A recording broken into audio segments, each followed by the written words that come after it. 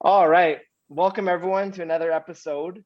On today's episode, alongside co-host Bianca Léger, we interview an Indigenous leader, Yogini, vision seeker, caregiver, runner, and founder of Native Strength Revolution, an Indigenous nonprofit healing Indigenous communities with yoga, one breath at a time. Welcome to the winner circle, Kate Herrera Jenkins. Jenkins. Yeah. Hello. I'm glad to be Yeah. here. Thank you. Guatiopa and Shiramit. Hello, everyone.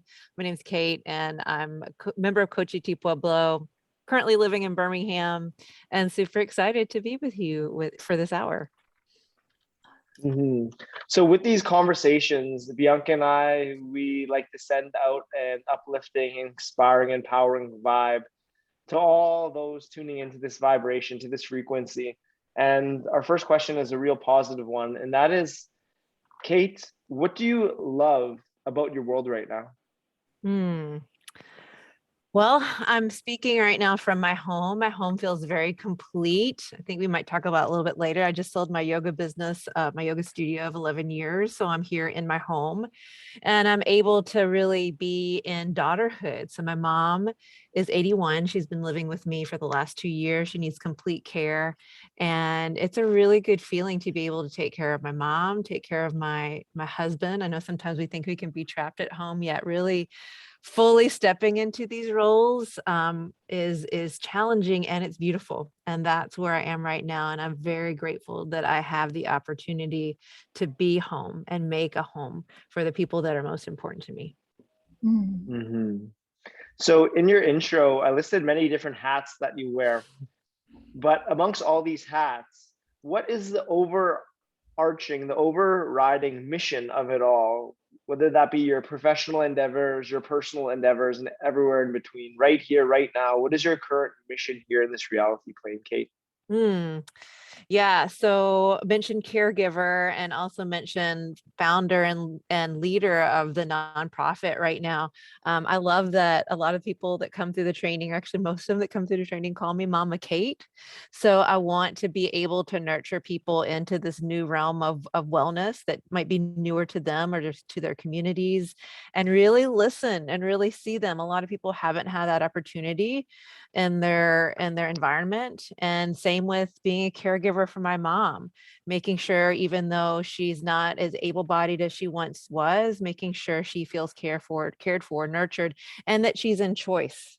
I think as we get into certain situations, whether it's a pandemic or being a new mom or being a caregiver for an elderly relative, we can feel a bit out of choice, yet really understanding there is possibility in these things that wasn't actually possible before. So being able to nurture and really help peel a little bit of the scales off of our vision to help people see that possibility. And I love being kind of the mother hen of that in my world. hmm So, yoga has played such a large role in your journey. Let's trace things back to the origins of how yoga came into your life and where it Yeah. evolves from there. Yeah, so I still am a runner, but I was a serious runner, just like marathons all over the place, and was getting some stress fractures and just some issues that happens when you do a lot of long distance running. My friend in Atlanta said, "You got to come to this class, this yoga class." I was like, "That sounds so lame and not intense at all." Like, okay, I'll go. And so I went with her. It was a Bikram yoga class. She did not tell me that it was hot. She did not tell me it was 90 minutes, and it was the hardest thing I'd ever done. And after that, I was just like, how do I do more of this? Because during it, for sure, was the challenge that, a lot of people, when you experience your first hot yoga class, you're like, I'm dying. And does this friend hate me so much that she brought, like, what did I do to her for her to bring me to this torture chamber? Right. And what I realized though was there was this intensity that I've only known before within my culture during ceremony, which is the kiva. So we have Cochiti Pueblo, which is just outside Santa Fe, New Mexico. Every pueblo In the Pueblo tribe, there's 19 Pueblos. They have a feast day, we have a big feast, and we have dances. And so we train basically for the feast that's coming up. And we have 4 nights in a kiva, and it's this round building, used to be subterranean. So if you go out to Chaco Canyon or Bandelier, a lot of the architectural or old sites in New Mexico that show the old way of life, you'll see these kivas, and they used to be subterranean. So you actually go down into the earth, and you get all sweaty, and you're moving in unison with the other people, and these are all people from your like clans and family. And so it's just tight. It's an awesome feeling, and it's hard. You're like, I'm gonna die in here, when you're a kid, because you're shorter and you don't have the oxygen like all the taller people have. And so all these thoughts are going through your head, and as you get older, you're like, oh yeah, I'm gonna be fine, I'm good. And so these similar thoughts came to me during the Bikram yoga class. I was like, I'm gonna die. Like, no, wait a second, I've been through something similar before. I think I'm not gonna die. I'm actually feeling alive, more so than I ever do in my normal life. And I'm feeling this connection that I feel during ceremony within this hot yoga room, and with the drone of the teacher speaking the Bikram dialogue, right? And I want more of this. And when I realized, yes, I want to like do this the rest of my life, I have to share this with people. Like, there's no other way. Like, the creator was like very clear, like, you're doing this, you're going to training, you're opening a studio, you're going to help people on their healing path. That was it. Mm-hmm. So there's so many places I could branch this off from, but let's start with the Bikram Yoga. Bikram Yoga is something that is dear to my story as a lifelong athlete and martial artist. I had a similar feeling to you when I was first approached to go to my first yoga class. Yoga, like, isn't that like where you buy some Lululemon and you just go, I don't know, stretch? But my first ever Bikram class was like the hardest thing I've ever done in my life. And at the end of the class, when I got home that night, it was the most calm, most peaceful I ever felt. And that hooked me. And I went back again and again. So let's explore. And then I later taught Bikram yoga for 3 years. And then kind of disassociated myself with that brand. I kind of benefited with all the powerful things that it brought to me in my healing in my life. But one thing I felt with the Bikram brand in particular is it was always about Bikram. Bikram yoga healed you. It didn't empower individuals. It didn't say you healed you. And it took me one of my yoga trainings, my 200-hour training at the Nosara Yoga Institute with Don and Abel Stapleton, that this came to my realization. I was talking to Don about how, and I mentioned Bikram yoga saved my life. And he said, no, it didn't. You saved your life. And it was like a light bulb went off. And it was like, yeah, no shit. Like, I'm the one that went back day in, day out. I'm the one that not stormed out of the room when it was too hard, too hot. Like, I healed me. And I felt that Bikram, as powerful of a practice as it is, it doesn't empower its students. It says, I healed you. This posture healed you. This series of 26 healed you. And I was no longer about that. And my path ventured off to yin yoga, vinyasa yoga, restorative yoga, and much more down the road. So let's talk about what you benefited, what you enjoyed about the Bikram practice, and how you kind of went off that path and started your own thing. Yeah, everything you said, great. I didn't want to go to Bikram training. I knew I loved this series. So I went to, I think it was his last workshop was in Orlando, Florida. And it was maybe a year before I went to training. And I was like, I'm going to go just make sure that what I think is true. This guy's a total jerk. I'm not going to go to this training. It's going to be weird. And I'll just cross that one off the list. I'll go to Barkin training or Baptiste training or something like that. Mm-hmm. And so I went to this workshop, and doggone it, if it was like one of the most dynamic experiences of how he truly was a great teacher. Yeah, it did turn into like the Bikram show. Yet truly, I still haven't found anyone that could like scan a crowd, see a body, see the issue, and see the cure. So that really like drew me in, and I said, I want to be able to help people in that way. Maybe not like with all the glitz and crazy comments, that would come out of his mouth that could be perceived in so many different ways, usually not good ways. Yet I wanted to be able to tell people truth with my way of telling it. Yeah, how he did it was definitely harsh. Yet from a native culture, I was a bit used to people saying things like, not sugarcoating anything, like, hey girlfriend, like that was a wrong thing that you did, like how can we correct this kind of thing. So I really appreciated just like, do this will make it better and this will make you better. Yet agreed with, it did become a lot about Bikram. One thing that did draw me to the training was being a person of faith, first of my culture, my native culture, being very strong with that, and also being a follower of Jesus. Like I didn't know how it was going to be going into training where they did speak a lot of perhaps religious aspect or spiritual, like with him, it was nothing. And obviously in his life, we can see where he probably could have used a lot more of connecting to his higher power or spirituality to help him on a better path with more light.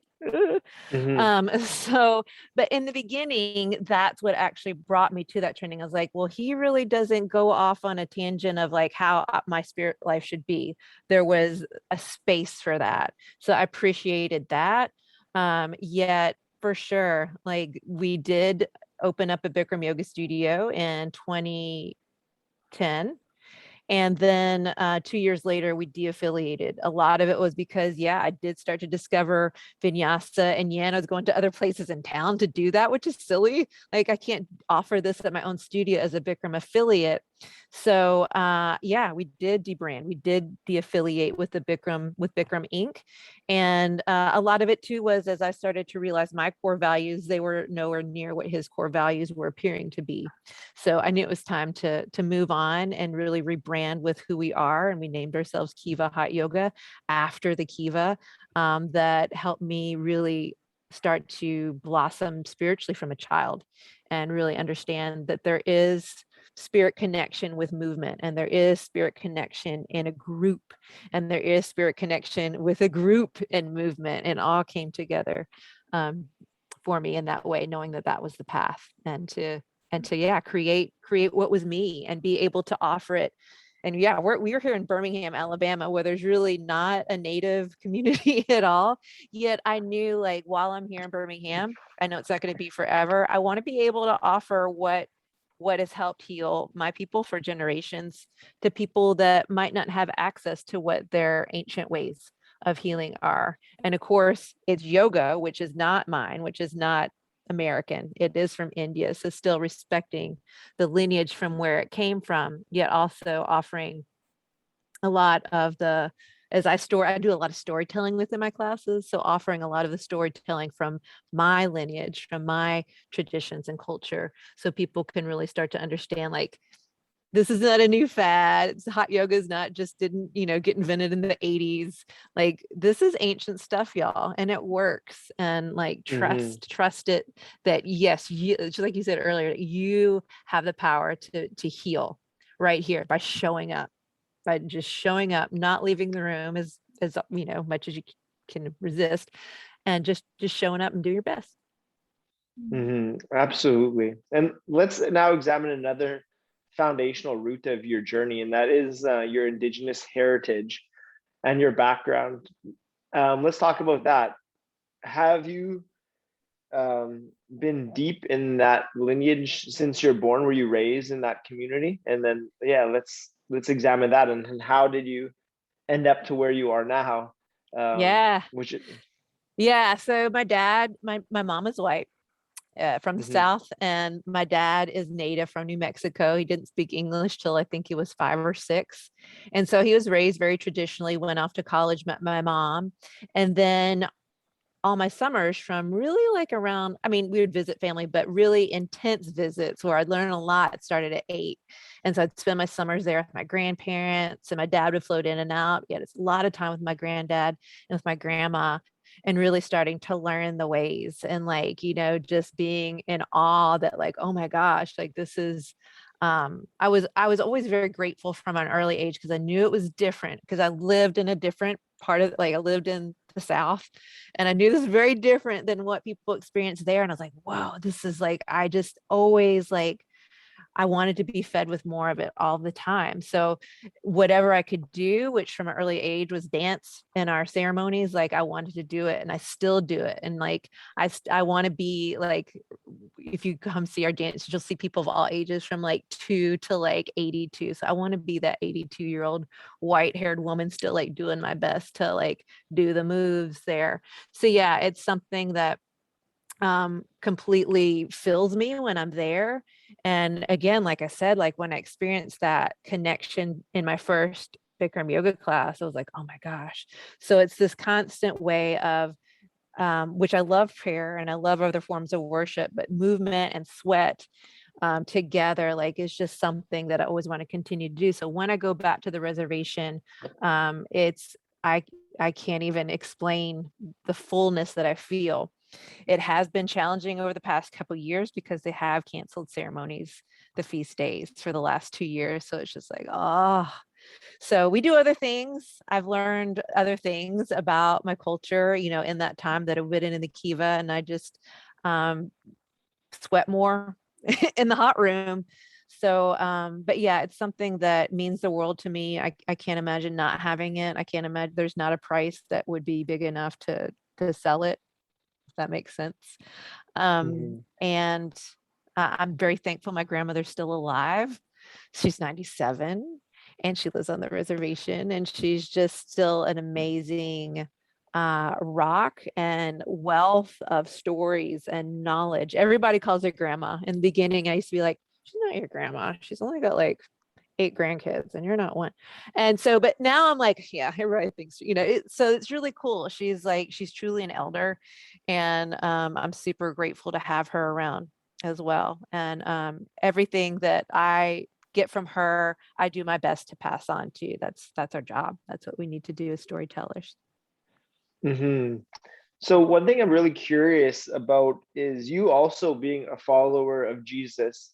Here in Canada, with the residential school situation, they took people from their Indigenous families, their culture, and tried to force them into the ways of Jesus, saying, Yeah. "This is what is true. Mm. This is what is right." So those are two different poles in which you play. How do you balance Yeah. your belief in Jesus and your honoring of your Indigenous culture?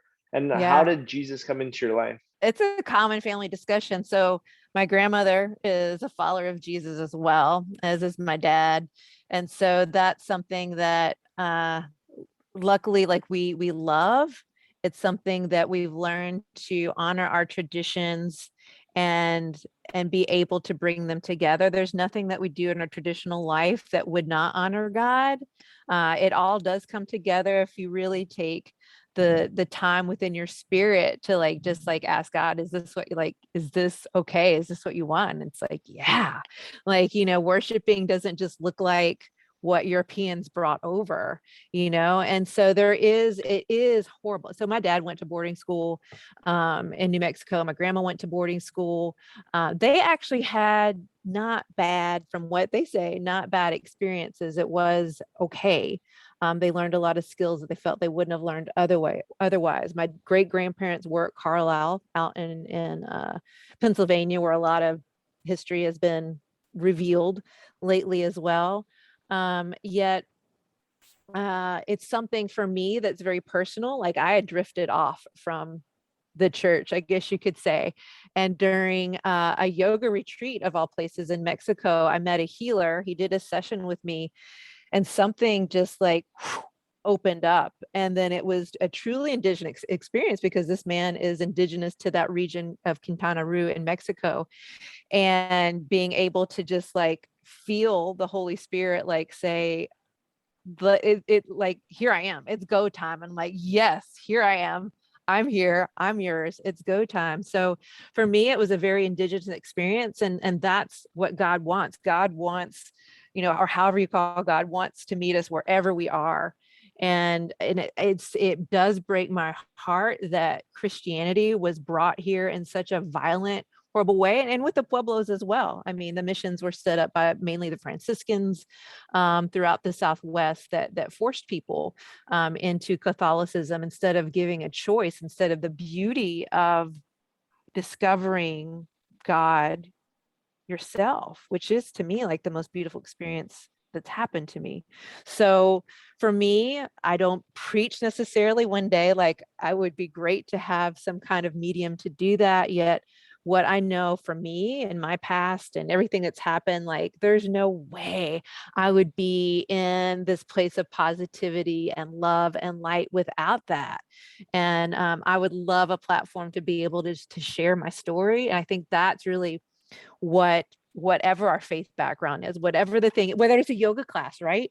It's like, this thing helped heal me. I want you to come and experience. So that's how my friend was, right? She said, I want you to come to this yoga class and experience what I've experienced, because I know it'll be for you. And that's how I feel about my relationship with Christ. Like, I know you probably think a lot of things, and man, you are absolutely right. A lot of messed up crap went down big time. And that's not Christ. That's not the Christ I know. I would love for you to just, like, let's spend some time and let me tell you who that is. So it is something that, like, a lot of Native believers were kind of like on the DL, like, yet we have been for a while, yet now a lot of us are like, hey, like, we're not traitors, we're not colonizers, anything like that I know is associated, unfortunately, with Christianity. I really don't even use the word Christian, because it's just and people are right, there are a lot of just like Christians people don't want to be around. They're so judgy and everything. Like, no, that's not the Jesus I know. Like, even most recently, when we lived part-time in New Orleans, had a gym. I joined a group where we went to the strip clubs, and we weren't the people, if you've been to New Orleans and you're listening to this podcast, we were not the people with the megaphones out on Bourbon Street, like, you're going to hell. That was not us. We were like just these ladies that like eased on into the strip club and just said, hey girl, how are you doing today? And we're just here, we're here to listen, like, whatever it is. And like, beautiful moments of ministry happen within strip club, believe it or not. And that's how we work. Like, it's not us, it's God knowing the right time, the right group, the right words, and just being that clear vessel. And that's one thing that yoga has done for me, is be able to clear all this out, get the circulation properly flowing, so that I'm not creating these barriers within my chakras or whatever you want to call it, that it can just come through. The spirit can come through. And yeah, I want people to experience yoga and be healed in that way. And I would love for them to know what I know as well, that's going to help heal their spirit too. So when you clear those blockages, when you clear and allow space for that God within to speak to you, what are you being told? What is the message that you want to share? Ooh, gosh. Oh my. Well, within the work that I've done with Native Strength Revolution, it's so interesting in that things that we would assume, which 4 agreements never assume, right? But things that we might assume that people have experienced or heard, a lot of the people that I experience that come into our training program haven't truly been heard and haven't truly been seen and don't truly feel known. And when I do my best to like clear it all out and listen to God, is to speak so that people truly feel known, that they truly do belong. They are, a child of the creator. Like, the creator created every little beautiful hair on their head. And so is really bringing people in. So my main goal is, to like have this organization that will share yoga with all the communities throughout US and Canada, Native communities. Yet my main thing is focusing on the people that come to our training and that become our teachers, because they've been through a lot, just like most Native people in Native communities have, and they have a lot of healing to do, and they make a lot of progress. And then there's some like, back steps too. And so really being able to make sure they know they're seen, they're part of a group. When they go back to their communities, a lot of times, just like with any yoga teacher, once you become a yoga teacher or wellness, some kind of expert or whatever, you're kind of the weird one. Like, oh, here comes, whoever. She's going to tell us to put our Coca-Cola down or a drink down or whatever. I got to suck my stomach, So they are kind of just this, sometimes people like, because they see this, they give them kind of, bust their chops, because they're the different one now, because they see the change. And for a lot of people, it's like, I want that. And they don't know how to react. So they taunt them a bit, like, I want what she has, whatever she has, I want it. And so we do our best to support our current community and make sure that they don't feel like they're on an island, because that's how it is. You go to we come and we get all tight and close, and just like any teacher training, right? You become bros and sisters with everybody. And then you go back and you're like, oh my gosh, like everybody, like, this is not my crew. And so it's really challenging. So we do our best to pour into everyone. And I do my best to really speak life constantly over our team, constantly. Even myself, I mean, we all go through it, like, oh my gosh, like we just didn't get how could we not get that grant, man? I thought we were the best ones, what? Then you get into a place of like, maybe what we're doing isn't good, and then and so none of us are like, immune to it. Like it's all of us. So to me, whoever it is, whether it's in Native Strength Revolution or you or whomever, I always want to make sure I'm doing my best to affirm people, speak life into them. And just Jesus gave people grace, for sure. He also spoke truth. That's why I love straight shooting people, like, speaking the truth, yet with grace. It's a balance. You can't just be like, oh man, do whatever, it's cool, just do that thing, do what makes you happy, man. Okay, yet okay, man, what you're doing is killing you, and it's going to kill your family. So there's like there is this balance. So you've got to be like, okay, I see where you're at, and here's the truth of the situation. That's love. That's true love. That's who Christ was being able to like give people grace. Okay, yeah, we're all sinners. And also, okay, here's how we can get better. Mm-hmm.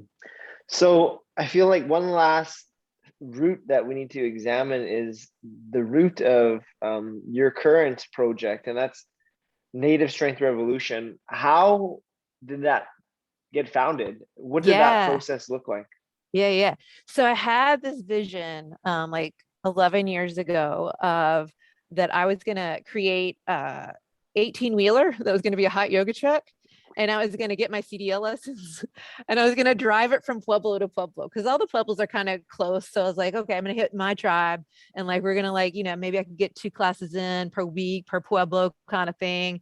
And yeah, it was going to be just like, hot. So either it's going to like, the whole like trailer part of the truck was going to be hot, or it's going to be something like bellowed out and became hot, kind of like those hot things that exist now, the plastic things. And then I thought, yeah, that's what I'm gonna do. And then I realized there's got to be more than me. I can't do this on my own. That's crazy talk. Like becoming a business owner, like that's like the worst thing. Like when you do everything by yourself and you get burnt out, then it's done. So once I was able to get the, I guess, certifications, which I thought was like the only path at the time through Yoga Alliance to lead trainings, I started to do that in my studio. And then I was like, this is what I do. I train people who are already part of their Native communities. We come together, we gather, and we learn from each other, and then we go back out into communities, and they're the leaders. So it's not bringing an outsider in, because that just doesn't work. Maybe sometimes it works, but usually it just does not work, especially in Native communities. Maybe they'll let another Native in who's not from their community, but for the most part, if it's an outsider who's non-Native, it's just not, unfortunately, going to work. And so, so I knew that's what we needed. And so that's how we started to grow. We have had 4 trainings so far. So we have over 30 on our team throughout US and Canada. And so that is the goal, is to continually teach people how to lead, even people that think like, oh, there's no way I could ever, do this kind of thing. And just like you've been through teacher training, so like even like the super shy one, like can come out of this thing because they have to share themselves. They are the person that their communities are already familiar with. They are the person that the community's already witnessed from them going from, being an addict to clean, or from heart disease because of, certain lifestyle, to like having a good heart, whatever it is. So like they are the ones that need to lead. And so we also make sure, just like I was mentioning before, is that their cup is always full. So we know as leaders, like as soon as we start to get depleted, like our classes start to get crappy, we don't want to be there. Like we hate playlists, like whatever the thing is, we're just like, ugh. So we make sure we stay in touch. We have regular meetings. We're working on continuing education. We've got a great network with folks like Vinyasa Yoga for Youth up there in Canada, making sure, or Y12SR with 12-step yoga, that they can go on and explore whatever other specialty thing that really calls to them. If they want to work with kids or people working through recovery, or women with trauma, or whatever it is. So we're not just a training program. We are an association, I guess you could say, or alliance, or just really tight cohort that wants to grow together. We're learning together because for the most part, we're all like starting new programs at the same time. We're all, we all started teaching virtually in March of last year at the same time. So we're all coming back like, hey, this is what happened to me. What did you do about that? If that happened to you, kind of thing. So we always want to make sure, because it can feel lonely out there, being the only one, kind of being the black sheep or the weirdo yogi out there. So we want to make sure we're always keeping people connected and part of something bigger than them. This is also beautiful. And I know along many of these paths upon which you just spoke, fear must have undoubtedly risen on so many occasions, whether that be the fear of going to your first yoga class, fear of going to Bikram training, fear of opening your yoga studio, fear of selling your yoga studio, fear of starting your nonprofit, but you've pushed past it all to get you to where you are. And that's something I really admire. And I want to learn more about that, your relationship with fear. Fear is a liar. So that's number one. I think there's even a country song about it, maybe. So, right, I think we've all heard, whether it be Marianne Williamson or whatever, the opposite of fear is love. So I had the great fortune of my teacher, who I still study with, that helps me with leadership and training other leaders, is Suzanne Conrad. And Suzanne Conrad has an amazing leadership company called Light Your Leadership. Used to be I Goal You, which used to be the training program for anyone who came through Lululemon, whether it was executives or whether it was the ambassador at the store level. So I learned how to help people move through that fear. And it's a work that I continue to do too. So she has this amazing concept called above the line of choice and below the line of choice. And so below the line of choice is worry, doubt, fear, judgment, unforgiveness. And so those are always going to be the things that stop us in our tracks. So whether it's like your leadership or Lululemon that I just mentioned before, their culture is vision and goals. And speaking to Native, we're about the vision too. We believe we're a fulfillment of our ancestors' vision, and therefore we create vision for the next 7 generations at least to have a beautiful life on this earth. So once we just if we keep just moving and lurking in that place of worry, doubt, judgment, fear, unforgiveness, there's no movement. There's no way that you're going to get from point A to point B, which is your vision. So once you realize when that's seeping in, your body's going to tell you. You have these body sensations that usually like alert, alert, alert, you're going into a place of fear, or alert, alert, you're judging that girl, alert, alert. And so then being like, just stop it. So that's like, it's like the first way to do is to stop it. So I have 3 things that I use as far as fear. So stop it is number 1. And then also understand, what is the highest commitment? What is the higher commitment? So yeah, starting this organization was just like, oh my gosh, am I the right person for this? I don't even live on a reservation. Oh my gosh, I'm only half Native American. Is it me? Are they going to judge me? So yeah, for sure. Like the whole issue of me got in the way when we realized, girlfriend, it's not even about you. It's about healing Native people from US and Canada, which hasn't, like, you're like, who cares? Like, you're the one here now, go for it, do it. So that was the second thing, was just to realize there is like a higher thing. And I've forgotten the third one right now, completely slipped my mind. It'll come back to me. But those are some main ones of just from the beginning, like just identifying this is the below the line thing, whether it's fear, worry, judgment, unforgiveness. And like in Christianity, we call it the tree of life and the tree of knowledge and good and evil. Like God created this beautiful tree of life. Like you can stay in this tree and there's all the great things, which is like happiness, joy, trust, humor. Or there's this other tree, which is all the things I just spoke about, worry, judgment, unforgiveness, sarcasm, I can't, all these things. And so we have a choice. That's the cool thing about it. I know sometimes people think like there's not choice in our faith, yet there is. And we'll we'll learn from it, hopefully. Right. So that's really what's helped me a lot. And that to know that I'm never alone. And I think we can get in whatever project it is, whether you're thinking about going to teacher training or even trying your first yoga class, you think like, oh, I'm so overweight, I'm not going to be able to do this, or, whatever the excuse is, we can always find the excuse.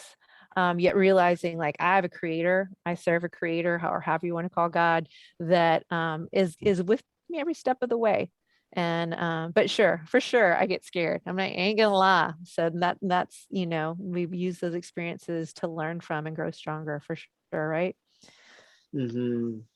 Yeah. And even with like starting this nonprofit, I was like, okay, I'm selling my business. I'm pretty sure we're going to get this big grant that we usually get from the certain company, and I'm going to have it made. I'll have a salary and this and that. And I sold my business, and then, we didn't get the grant. And so it's just like, for a moment, you're like, okay, how am I going to feed my family? And it's just like, we got this. It's what makes us work harder and work better and never take anything for granted, and like work for it, never be expecting, always being grateful. So I'm in it. Mm-hmm. Not fear, but the trusting the process, as we often hear, right? I am. Yeah, for trusting sure. God. So one thing I could tell from just our conversation so far is that you're a real go-getter, and you have a lot of doing. You're a businesswoman, studio owner, you run a nonprofit. But what have you learned about balancing that doing and the being and bringing it together? Yeah. Well, I realized as soon as my mom, so I'm caregiver for my mom. And as soon as I knew like she's not going to go home, like she's with us for her the rest of her life. And so that is, I realized, was priority, I think.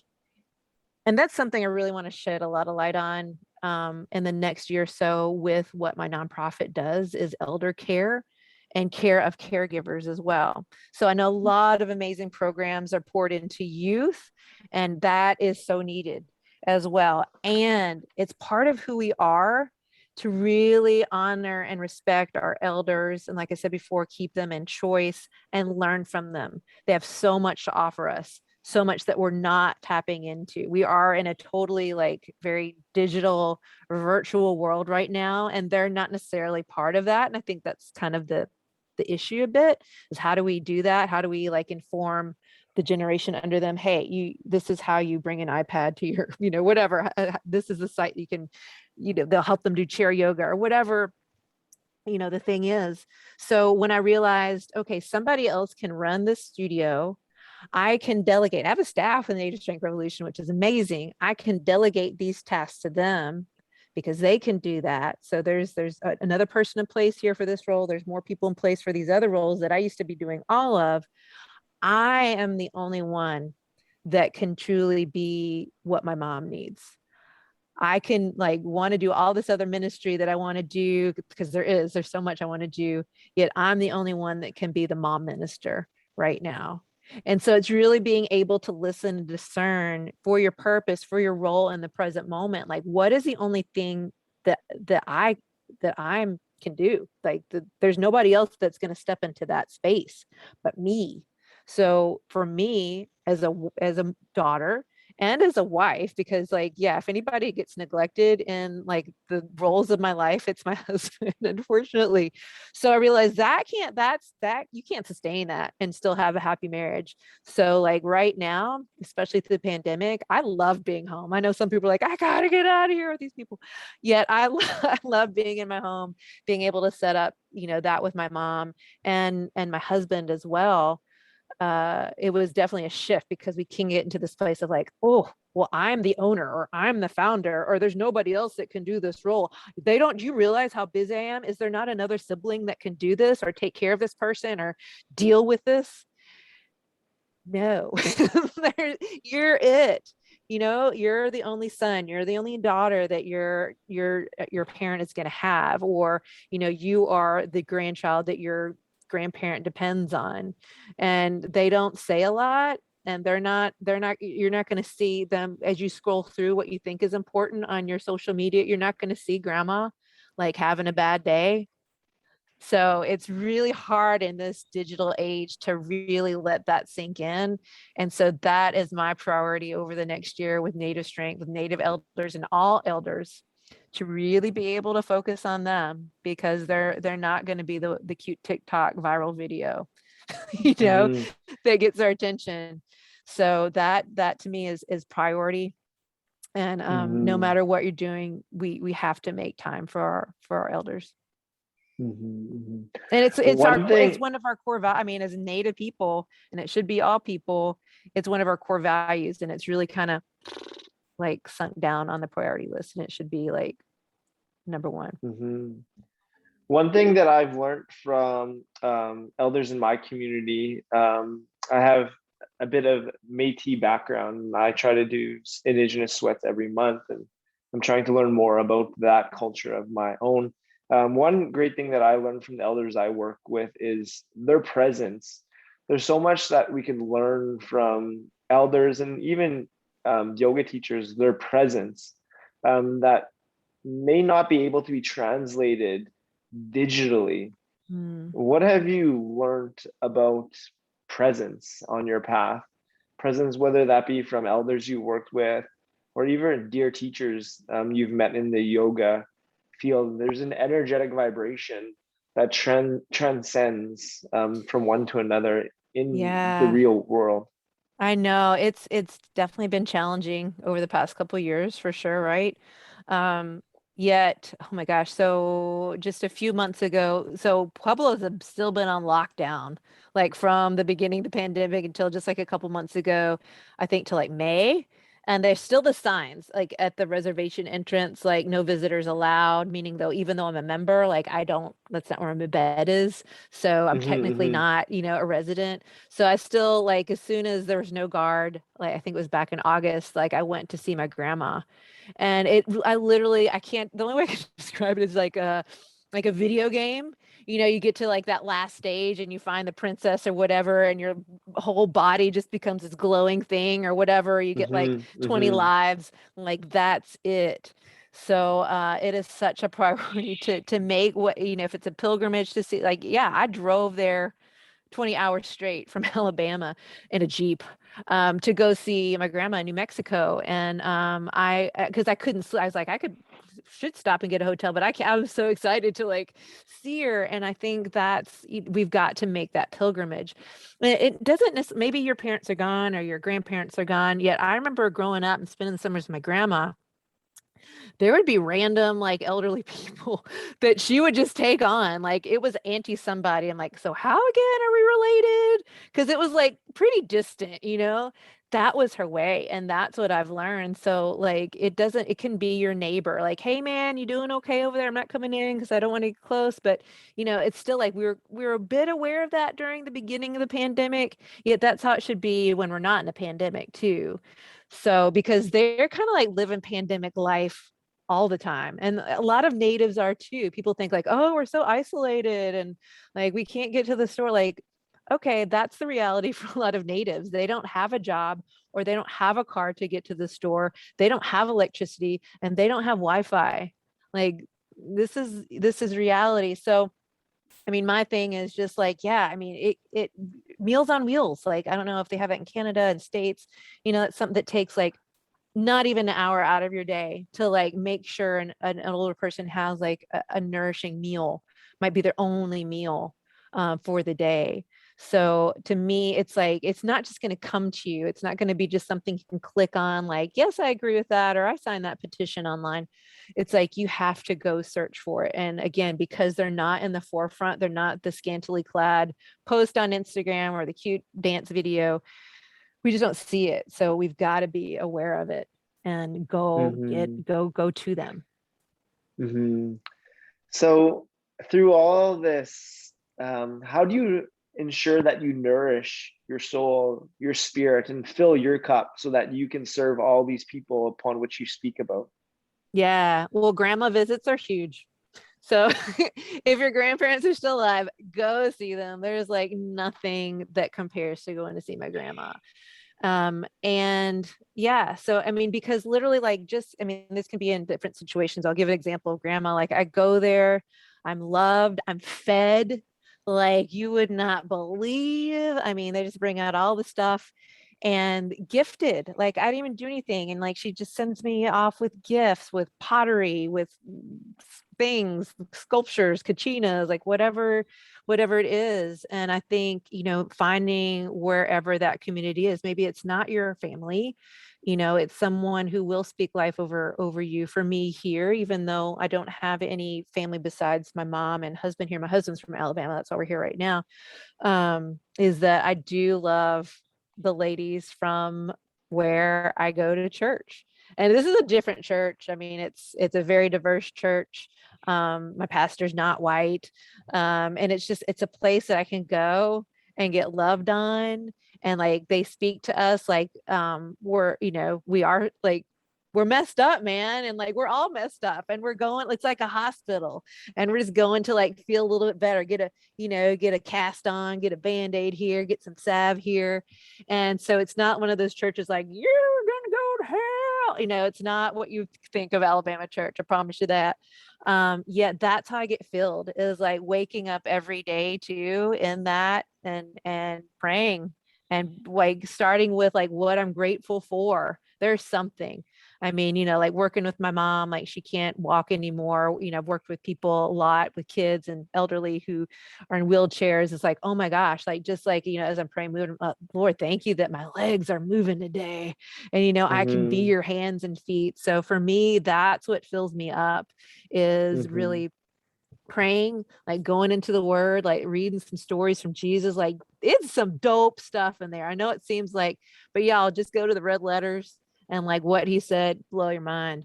And Mm-hmm. so just like realizing, oh, there is hope. Oh, like look at Mary Magdalene. She led this life that was kind of similar to what my previous life was before I knew God. And then like, man, she just like got it together there. Doesn't matter how long it takes. But anyway, just really having that prayer life, having like a really tight group of women around me that will pray for me. And just like right before this, I have a native sister who we do this study together on like a lot of challenging topics, like, like, how do we like embrace this part of a culture and love Jesus? And like, how's Jesus, like Jesus is actually part, so that's been really huge to me. And I think we were going to go somewhere with that, maybe a podcast ourselves on like native chicks and Jesus or something like that. But Mm-hmm. but yeah, that's the main thing, is always staying grounded and rooted in prayer and taking time. Like it's challenging to travel now. Like I went to EDC for a weekend, which is Electric Daisy Carnival in Las Vegas, if you guys have heard of that. And it was just like a weekend of so much fun. And I love music and I love dancing. I love the bass. Like as a native person, when you hear the drums, you're like, yeah, and it just like takes me into another realm. And so just going with a group of really good friends and having fun, that's really important to like, because this is heavy work, being a basically a daughter is like my biggest role. And yeah, sure, the leader of a nonprofit as well. But no matter what your role, it can get heavy, right? So you've got to like get out, even if it's the next county over or something like that, Mm-hmm. just yeah, refuel, reset. Yeah, absolutely. Community has played such a large role in your story and all that you do. Where can one begin to find community if that's something that they're Mm. lacking in their lives? If they're wanting to find that community, but maybe where they're from, it's not accessible, or maybe they don't have technology, so they can't Mm. access that, or money, there, whatever the barrier may be. How can one find that community which they lack? Well, first pray for it. Like, I'm ready for it. Where is it? Yet it is challenging if people perhaps don't have like internet, because that's really been so helpful for a lot who do feel a bit remote. For them, gosh, let me think on that. For others, of course, as a former yoga studio owner, like, go to your local yoga studio. Like, it can become literally a family. Like our yoga studio, I still teach there. We had a gathering last night, just like, wow. I mean, people that really, they might not belong to a church or a sport club or whatever, bowling league. Like, man, it can be such a great thing. And you don't have to be good at yoga. Just like show up, man. Just come on. So yeah, that's the number one thing I would say. And also for community, um, just yeah, I mean, that's the main thing is like, what do you like to do? Maybe it is a book club. Maybe you like to read and you like to be around other introverts who don't like to talk a lot. I don't know, that could be a thing, but finding what your calling is, whatever that is, and finding a couple more who like to do the same thing. It can be challenging to find the right church. I know people sometimes give up after a couple because yeah, there are a lot of weird churches you don't feel welcome. You're like, oh, sorry, I even came, or I Mhm. wore the wrong thing.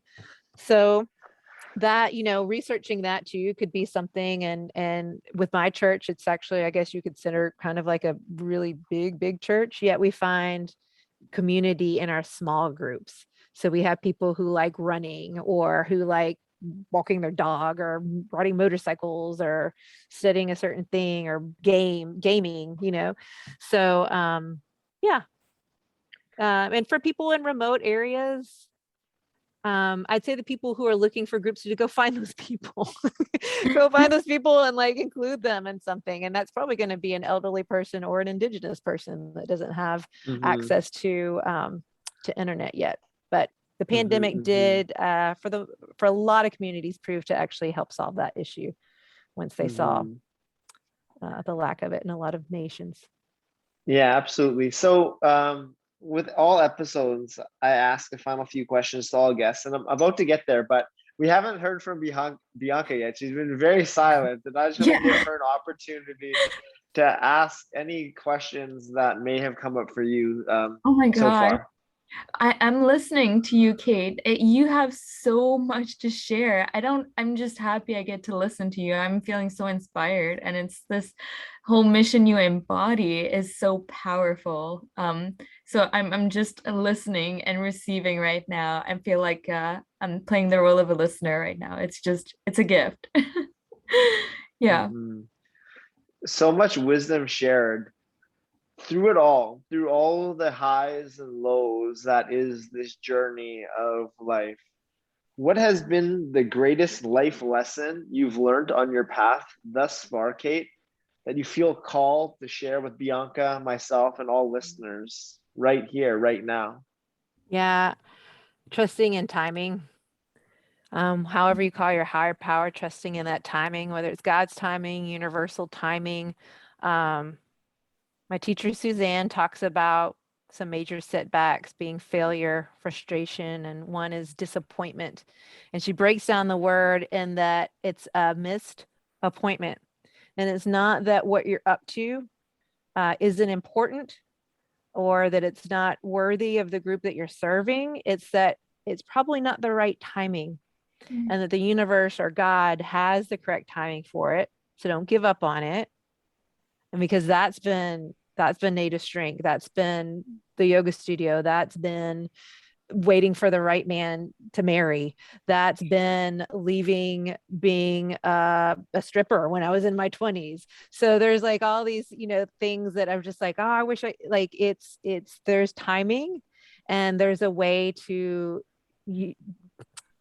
embody patient endurance.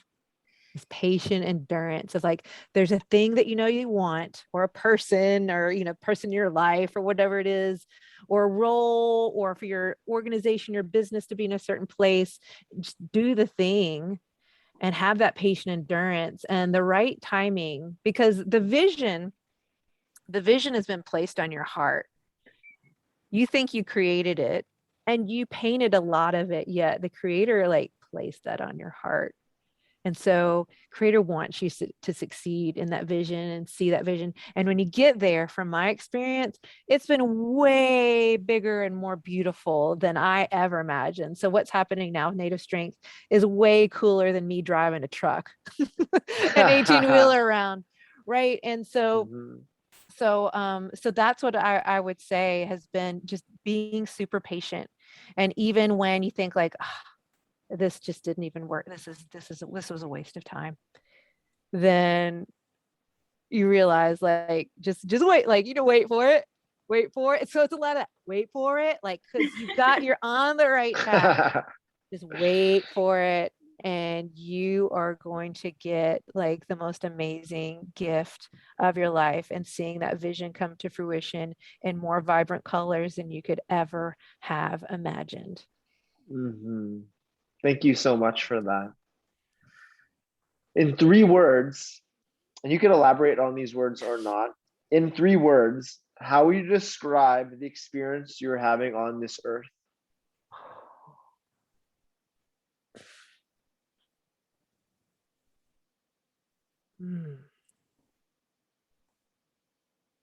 Oh gosh.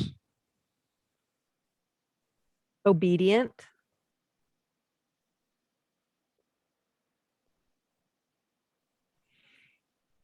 Fun.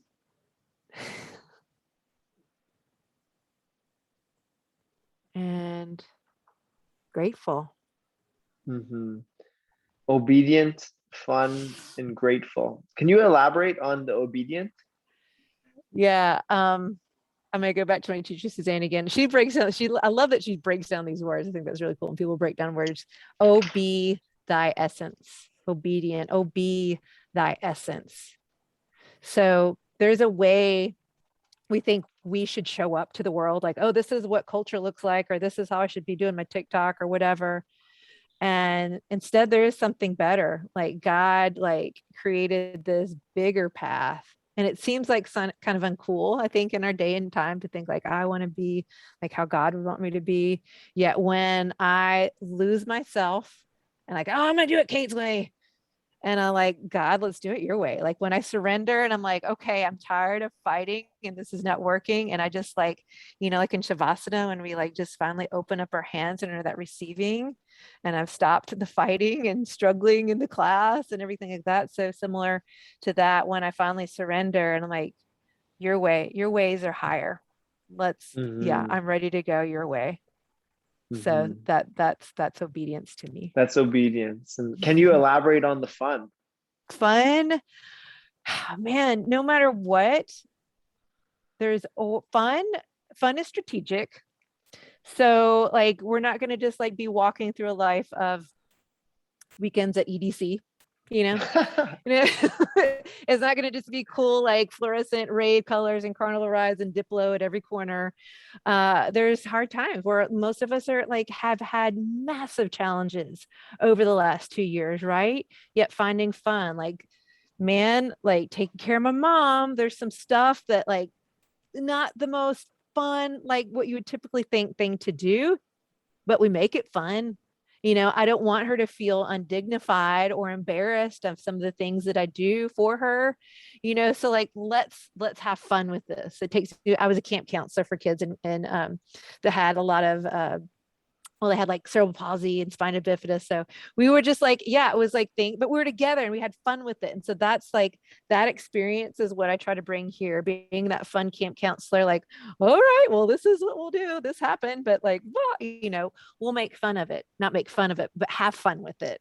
And so I think no matter what experience you're going through, and it's not that you're not treating it seriously or respecting the person or the situation, because we do go through times of grief or whatever, yet what can bring us back to light is humor.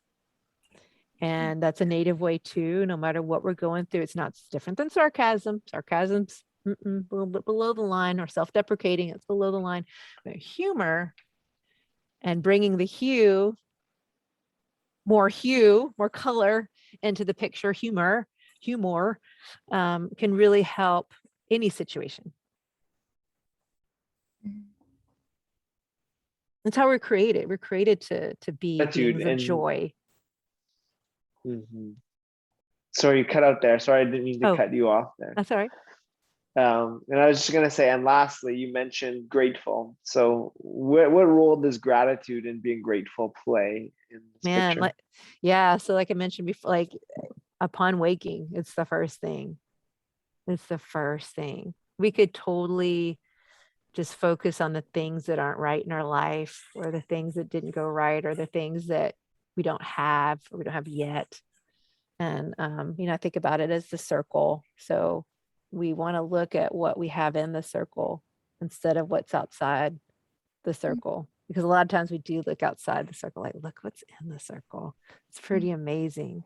So, it's truly like, that's what our ceremonies are so often about. That's the theme. That's how we start, is gratitude. It's not just like, oh Lord, save my mom from cancer. Like, Lord, thank you for this day. Thank you for my family. And then, he wants to hear the rest, yet we come in gratitude and literally thanksgiving. Beautiful.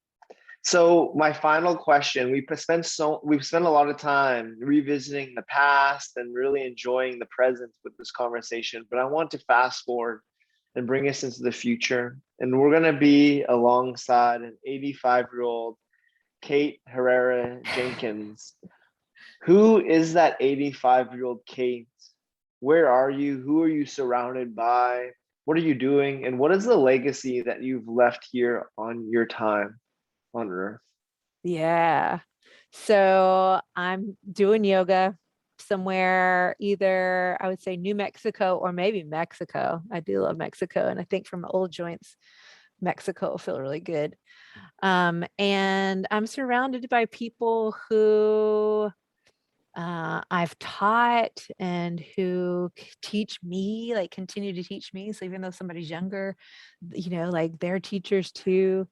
And to be continuing to work. Like my grandmother's like 97. She's not like she is 97, and she's still, she's still giving so much. I want to be that person that people can come to, and I listen to them and I share with them whatever I can, whether they're native or not native or whomever. I want to be a source of maybe clarity for people. I'm always going to lead them to the path that's helped me, which is God, and finding more out about who that is. And man, I'm gonna, just be super active. I'll probably be wearing a bikini, I guess. I don't even wear a bikini now, but I will then, because you're 85. You can wear anything you want when you're 85, right? So yeah, just laughing, making people laugh, and surrounded by awesome people and dogs. And I just want you to stay with this elder, Kate Herrera Jenkins, for one moment longer. I really want you to feel her in your being, in your heart. I'm going to bring us back to the now. And that elder Kate, she sends you a message. What does she whisper in your ear?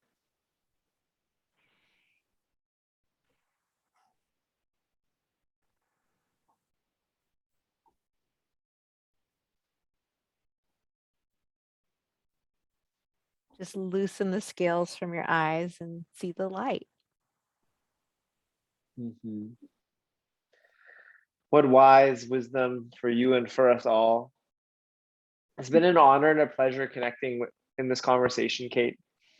For people wanting to connect with you more, they can find you on Instagram at Kate Herrera Jenkins, or they can check out the Native Strength Revolution at Native Strength Revolution on IG as well. Is there anywhere else I could send them? I think that's it. Yeah, So beautiful. you got it. Thank you so much, Derek. Absolutely. And To close Bianca? to close every conversation, we bring our fists together in unity to the winner circle. Boom. A choice that we can all make. And with that, I say farewell, and we'll chat again soon. Thank you so much. Thank you.